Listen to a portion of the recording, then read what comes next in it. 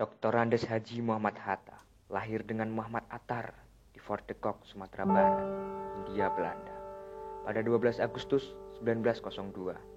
Beliau adalah pejuang, negarawan, ekonom, dan juga wakil presiden Indonesia yang pertama.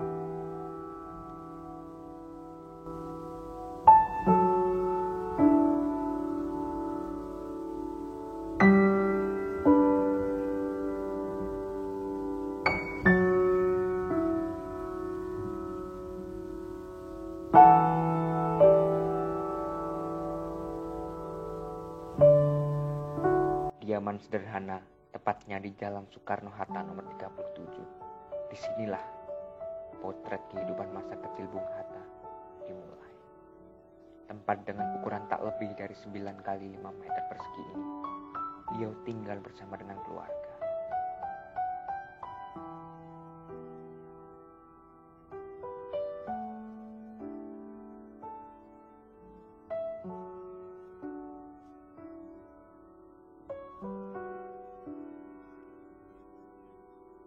Kamar ini merupakan saksi bisu di mana Bung Hatta kecil menghabiskan waktunya untuk berbagai aktivitas. Tampak sepeda tua yang masih terawat hingga kini adalah salah satu peranti milik Bung Hatta semasa hidup. Muhammad Hatta lahir dari pasangan Muhammad Jamil dan Siti Saleha yang berasal dari Minangkabau. Ayahnya merupakan seorang keturunan ulama tarekat di Batu Hampar, dekat Pakumbuh, Sumatera Barat. Sedangkan ibunya berasal dari keluarga pedagang di Bukit Tinggi. Ia lahir dengan nama Muhammad Attar. Attar berasal dari bahasa Arab yang berarti harum. Ia merupakan anak kedua setelah Rafi'ah yang lahir pada tahun 1900. Sejak kecil, ia telah dididik dan dibesarkan dalam lingkungan keluarga yang taat melaksanakan ajaran Islam. Muhammad Hatta pertama kali mengenyam pendidikan formal di sekolah swasta. Setelah 6 bulan, ia pindah ke sekolah rakyat dan sekelas dengan Rafi'ah, kakaknya. Namun, pelajarannya berhenti pada pertengahan semester ketiga. Ia lalu pindah ke ILS di Padang sampai tahun 1913. Kemudian melanjutkan ke Mulo sampai tahun 1917. Selain pengetahuan umum, ia telah ditempa ilmu-ilmu agama sejak kecil. Bung Hatta, ia juga melanjutkan pendidikannya ke Belanda di bidang perekonomian. Di sinilah Bung Hatta muda memperluas pergaulannya dengan orang-orang internasional. Dunia politik mulai ditekuni sewaktu bersekolah di Handelshoek School. Bung Hatta menjadi bendahara dan mengasuh majalah Hindia Putra yang berganti nama menjadi Indonesia Merdeka. Dan organisasi ini berubah nama menjadi Perhimpunan Indonesia. Sampai akhirnya pada tahun 1926 beliau menjadi pimpinan Perhimpunan Indonesia.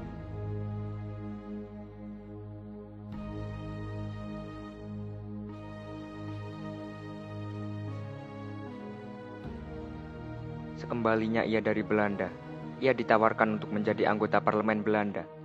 Pihak OSP mengirimnya telegram pada 6 Desember 1932, namun menolak masuk dengan alasan ia perlu berada dan berjuang di Indonesia. Hatta ditangkap Belanda pada 25 Februari 1934 dan diasingkan di Bovendigul, Papua.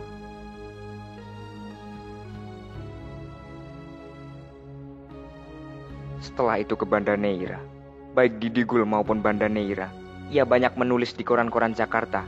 Artikelnya tidak terlalu politis, namun bersifat lebih menganalisis.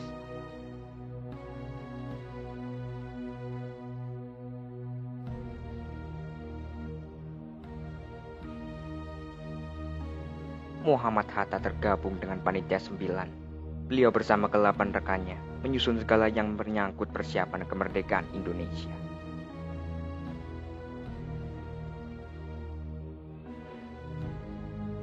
Peristiwa Rengas Dengklok diawali dengan adanya selisih paham antara golongan tua dan golongan muda. Golongan muda yang dipelopori Sukarni, Wikana, dan Khairil Saleh ingin mempercepat proklamasi terkait kosongnya kekuasaan di tanah air. Pada akhirnya, usul golongan muda ditolak. Proklamasi tetap dilaksanakan sesuai rencana golongan tua. Perumusan teks proklamasi dilakukan di kediaman Laksamana Tadasi Maeda, Jalan Imam Bonjol nomor 1 Jakarta. Sumbangan pemikiran IR Soekarno, Muhammad Hatta, dan Ahmad Subarjo akhirnya menghasilkan teks proklamasi kemerdekaan Republik Indonesia.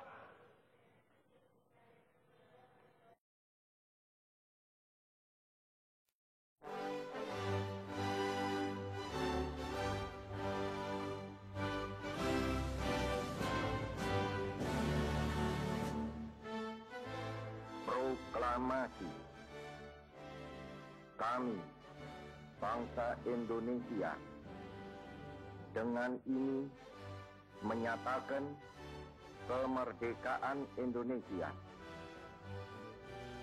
Hal-hal yang mengenai pemindahan kekuasaan dan lain-lain diselenggarakan dengan cara saksama dan dalam tempo yang sesingkat-singkatnya.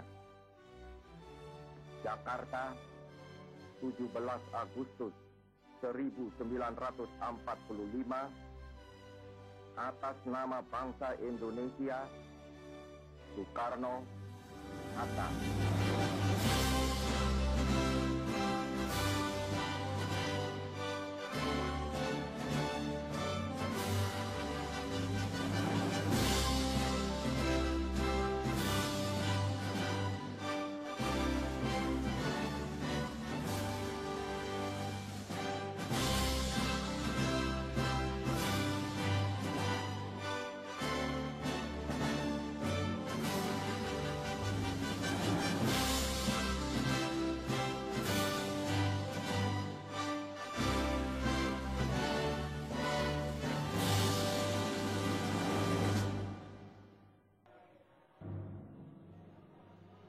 Berdasarkan putusan dalam sidang BPKI pertama tanggal 18 Agustus 45, Muhammad Hatta diangkat sebagai wakil presiden yang pertama.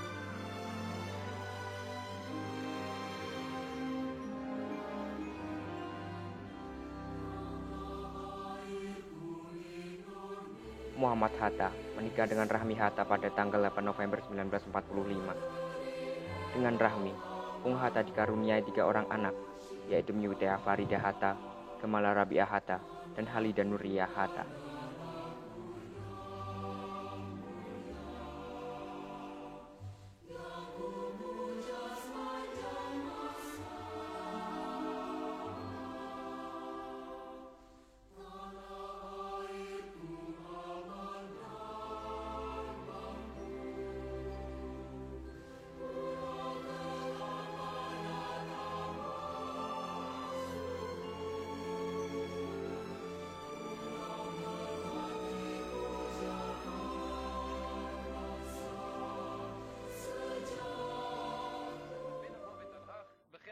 Tafelconferentie.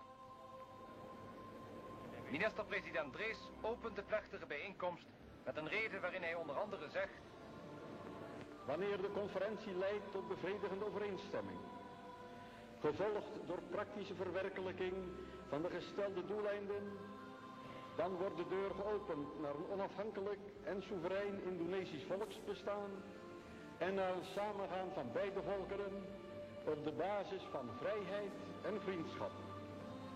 Vast staat dat hoe de conferentie zich ook ontwikkelt, zij van ingrijpende historische betekenis zal zijn voor het leven van de volkeren van Indonesië en Nederland.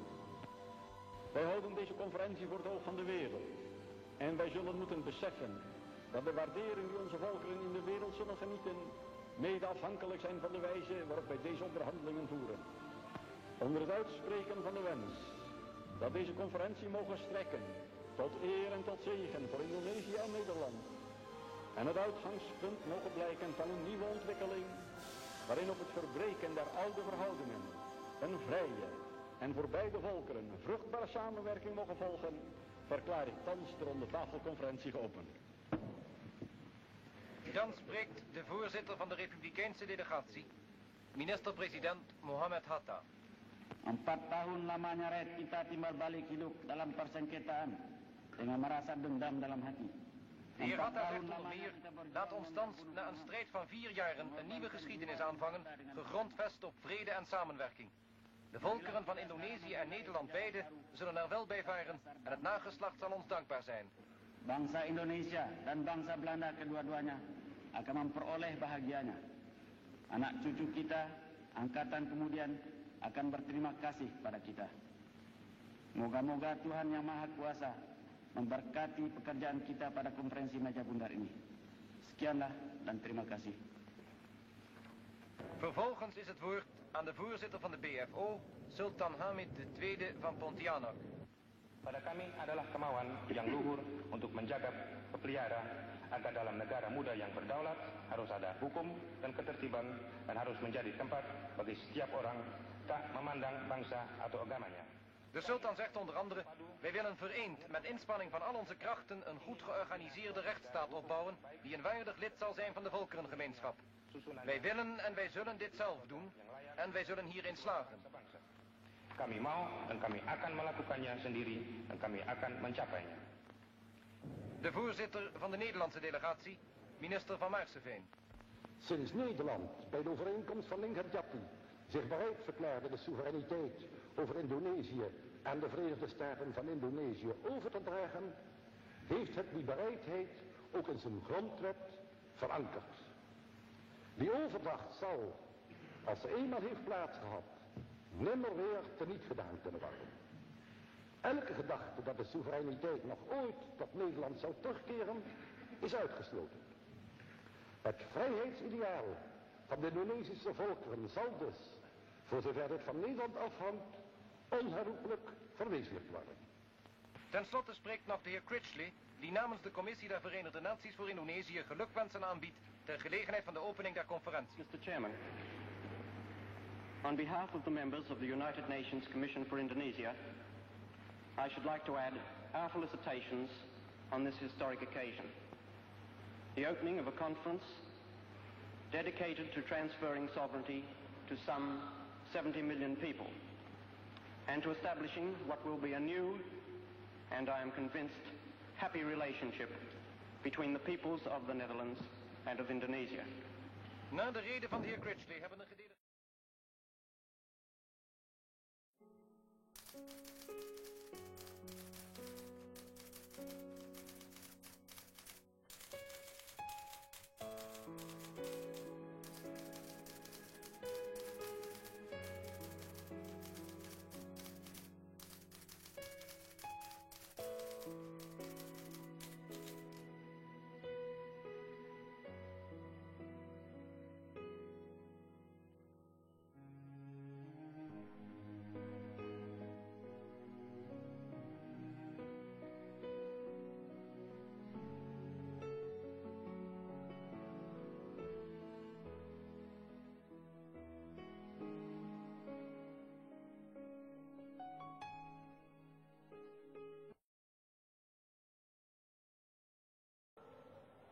Setelah mundur dari jabatannya sebagai Wakil Presiden RI pada 1 Desember 1956, kegiatan sehari-harinya adalah menulis berbagai macam buku ajar dan literatur.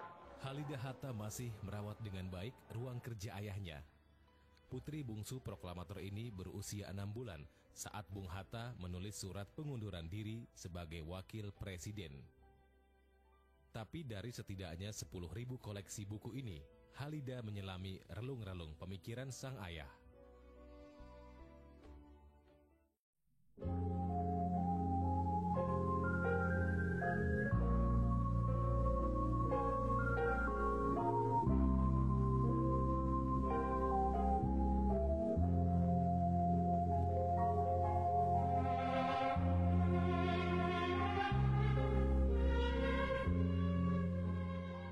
Dan beginilah potret di mana Bung Karno menjenguk Bung Hatta yang terkulai lemah di atas ranjang rumah sakit.